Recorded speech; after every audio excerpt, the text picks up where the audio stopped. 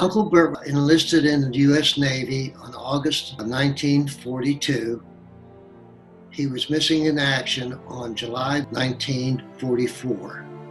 Currently, there's about 82,000 Americans missing in action.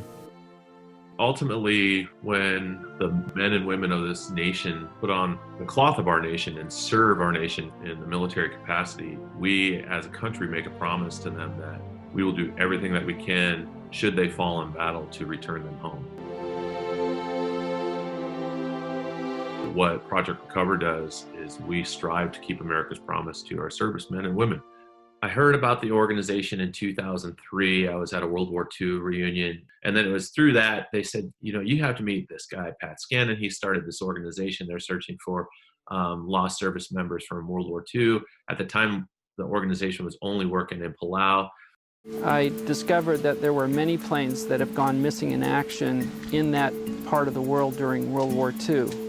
And I've simply made it an important part of my life to figure out what happened to as many of those airmen as possible.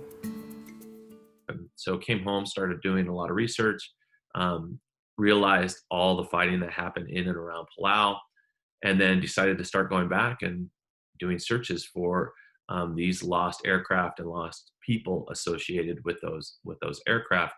And after doing it for a little while, he realized it might be safer to bring in a couple other people instead of traipsing through the jungle on your own and being in the water by yourself and things like that. And so he started bringing in some colleagues, and at that point created what at the time it was called the Bent Prop Project. He invited me to be a part of the organization. They kept on going yearly missions once a year to Palau for about 4 to 6 weeks at a time, all self-funded. People paid their own way. They contributed to the cost of the mission, and they started having success.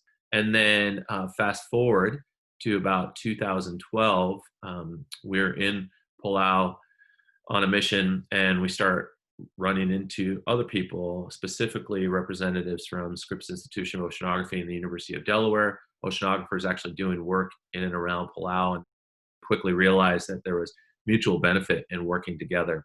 And so they created that partnership. The partnership became known as Project Recover. So we would start using automated underwater vehicles and some of the most advanced technologies in the world provided by Scripps and UDEL, really kind of multiplied our capability significantly. We could search the ocean floor a lot quicker. And it all starts with doing historical work, from digging through the archives, looking for information related to those missing, from family members reaching out to us, to interviewing World War II cadre and others.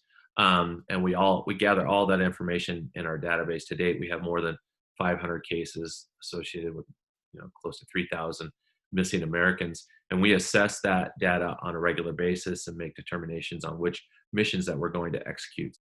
And then once we find something, we'll identify an aircraft, determine what aircraft it is, if it is an aircraft, who is associated with it, are they MIA, and then make a significant documentation of that site. Many times, if people aren't familiar with our work, they're like, "Oh, well, these are the guys that search for downed airplanes," and it's like, that's not the complete story. We're actually searching for the people associated with those aircraft. The aircraft are just a means to finding them. One case that from a few years ago that we located, and ultimately a couple of the MIAs were repatriated, actually goes back all the way to the beginning of our work. So Pat Scannon, when he first went to Palau, was searching for the trawler that Ensign George Bush sunk. Well, as it turned out, George Bush's squadron flew quite a bit around Palau, and his roommate and his friend was shot down, and he was on the wing when he was lost. And so that was a Navy Avenger. In 2014 or 2015, we located the site using side-scanning sonar from an automated underwater vehicle. And ultimately, 2 sailors were repatriated from that. Walter Mintus was repatriated back to Pennsylvania. When I found out about it, and I was so excited, I couldn't wait to get on a phone and start calling family members and telling them about it. And I really wanted to shout it from the highest building.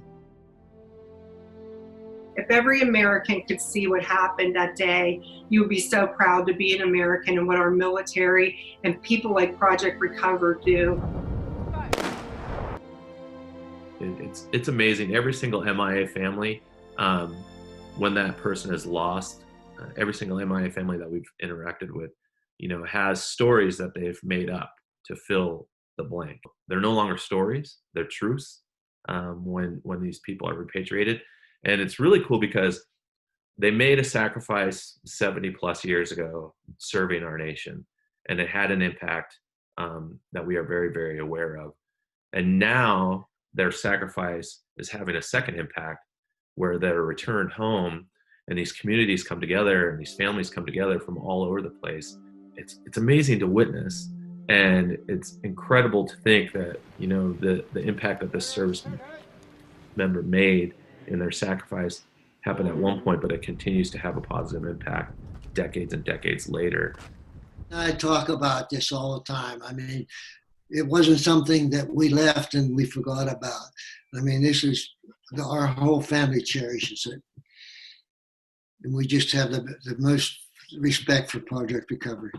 Wish more people knew what Project Recover did and what our military does, and they never quit looking. And 74 years later, and who would have ever thought?